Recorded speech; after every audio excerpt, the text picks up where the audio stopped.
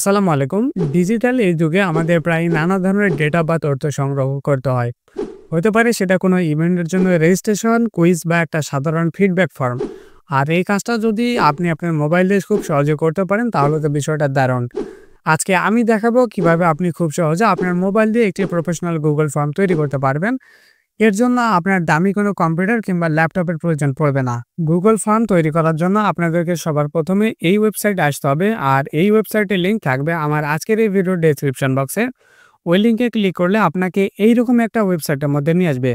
এই ওয়েবসাইটে আসার পর আপনার সর্বপ্রথম কাজ হবে, আপনি এখান থেকে টপ রাইট কর্নারে যেই থ্রি ডটটা দেখতে পারবেন এখানে একটা ক্লিক করে দেবেন। এখানে ক্লিক করে দেওয়ার পর আপনি এখান থেকে ডেস্কটপ সাইটটাকে ইনেবল করে দেবেন। ডেস্কটপ সাইটটাকে ইনেবল করার পর আপনার সামনে এইরকম একটা অপশন চলে আসবে। সো আমরা এখান থেকে এই পেজটাকে একটু জুম আউট করে নেব, ঠিক আছে? সো আমরা এখান থেকে একটু জুম করব। আপনি এখানে চাইলে এই যে এখানে রয়েছে আনটাইটেল ফর্ম, আপনি এখানে ক্লিক করে আপনার যে ফর্মের যে টাইটেলটা আছে আপনি ওইটাকে নতুন করে সেট করতে পারবেন। তারপর এখানে রয়েছে ফর্ম ডেসক্রিপশন, আপনি চাইলে আপনার এই ফর্ম সম্পর্কে 2 থেকে 3 লাইনের মধ্যে বিস্তারিত লিখে দিতে পারবেন। সো আজকে যেহেতু আমি এটা জাস্ট আপনাদেরকে দেখানোর পারপাসে তৈরি করতেছি, তাই আমি এগুলা স্কিপ করতেছি। সো এখন কথা হচ্ছে যে আমরা এখানে প্রশ্ন কিভাবে লিখব। সো প্রশ্ন লেখার জন্য এখানে দেখতে পাচ্ছেন আনটাইটেল কোয়েশ্চেন, এখানে একটা ক্লিক করে দিবেন। এখানে ক্লিক করে দেওয়ার পর আপনারা এই লেখাগুলোকে কেটে দিবেন। কেটে দেওয়ার পর আপনার প্রথম যে প্রশ্নটা থাকবে আপনি সেই প্রশ্নটাকে এখানে টাইপ করে লিখে দিবেন। সো আমার প্রথম যে প্রশ্ন সেটা হচ্ছে নাম। সো তার জন্য আমি এখানে ইংরেজিতে লিখে দিচ্ছি নেম। সো নেম লিখে দেওয়ার পর আপনি এখানে বেশ কিছু অপশন দেখতে পারবেন, যেমন এখানে বি রয়েছে। তো আমি বিতে যদি ক্লিক করি তাহলে আমার এই লেখাটা কিন্তু বোল্ড হয়ে যাবে। আর আমি যদি এখানে আই অপশনে ক্লিক করি তাহলে আমার এই লেখাটা কিন্তু ডান পাশে হালকা একটু হেলা যাবে। সো আমার এই অপশনগুলো কোনো কাজের না। সো আমি ওই অপশনগুলোকে স্কিপ করতেছি। সো নেম অপশনে আমরা এখানে যে প্রথম যেই প্রশ্নটা দিলাম সেইটা হচ্ছে নেম। সো তারপর আমরা একটু ডান দিকে আসবো। ডান দিকে আসার পর আমরা এখান থেকে দেখতে পারবো যে মাল্টিপল চয়েস, আমরা এখানে একটা ক্লিক করে দেবো। এখানে ক্লিক করে দেওয়ার পর আপনি যখন কোনো মানুষকে জিজ্ঞেস করবেন বা আপনি যখন কোনো মানুষকে তার নামটা লিখতে বলবেন 3 থেকে 4 বাক্যের মধ্যে সে কিন্তু সেটা সম্পন্ন করে ফেলবে, অথবা একটা মানুষের নাম কিন্তু খুব একটা বেশি বড় হয় না। সুতরাং এইটা শর্ট অ্যান্সারের মধ্যে পড়ে, তাই আমরা এটাকে শর্ট অ্যান্সারে ক্লিক করে দিচ্ছি।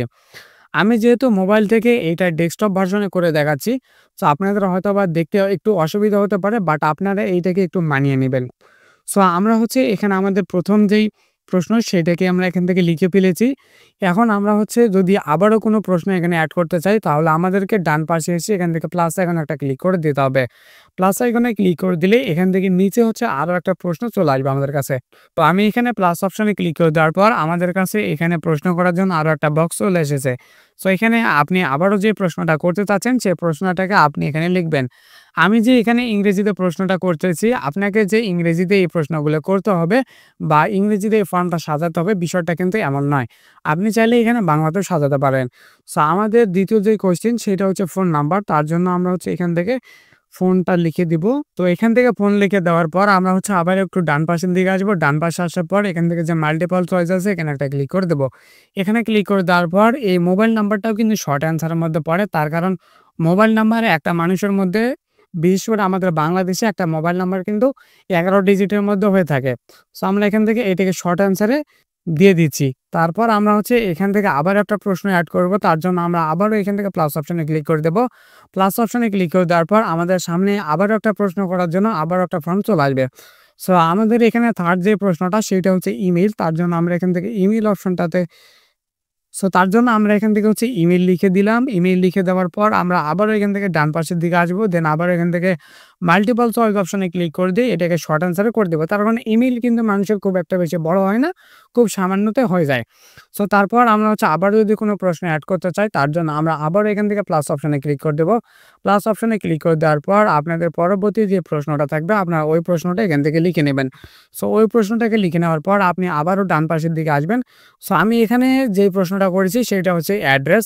সো অ্যাড্রেসটা সে আর কিভাবে উত্তর দিতে পারবে তার জন্য আমরা এখান থেকে মাল্টিপল চয়েস অপশনে ক্লিক করে দেব। তারপর আমরা এটাকে প্যারাগ্রাফ সিলেক্ট করে দেব। তার কারণ একটা মানুষের অ্যাড্রেস কিন্তু খুব ছোট হয় না, এইটা কিন্তু মোটামুটি মিড লেভেলে থাকে। তার কারণ আপনি যখন একটা মানুষকে জিজ্ঞেস করবেন যে আপনার বাসা কোথায় বা আপনার ঠিকানা কোথায়, সে কিন্তু তার পাড়ার নাম বা তার পোস্ট অফিসের নাম, তার জেলার নাম বা তার হচ্ছে থানার নাম সবগুলো সে কিন্তু বলে দিবে। সো এইটা মূলত কিন্তু একটা মিড লেভেলে হয়ে থাকে, তার জন্য আমরা এখান থেকে এটাকে প্যারাগ্রাফে সিলেক্ট করে দিচ্ছি। সো এখানে শুধু যে শর্ট অ্যান্সার এবং প্যারাগ্রাফ আছে বিষয়টা কিন্তু এমন নয়, এখানে কিন্তু বেশ কিছু অপশন রয়েছে, যেমন short answer, paragraph, multiple choice, checkbox, dropdown অনেকগুলো রয়েছে। বাট আজকের ভিডিওতে আমি আপনাদেরকে এইগুলো দেখাচ্ছি না, তার কারণ আজকের ভিডিওটা এমনিতে অনেক লং হয়ে যাবে। সো আপনারা যদি এই গুগল ফর্ম বিষয়ে বিস্তারিত একটা ভিডিও চান, তাহলে আপনারা আমাকে আজকের এই ভিডিওতে কমেন্ট করবেন যে গুগল ফর্ম সম্পর্কে বিস্তারিত ভিডিও চাই, তাহলে আমি নেক্সট ভিডিও এই টপিকে বানিয়ে দেবো।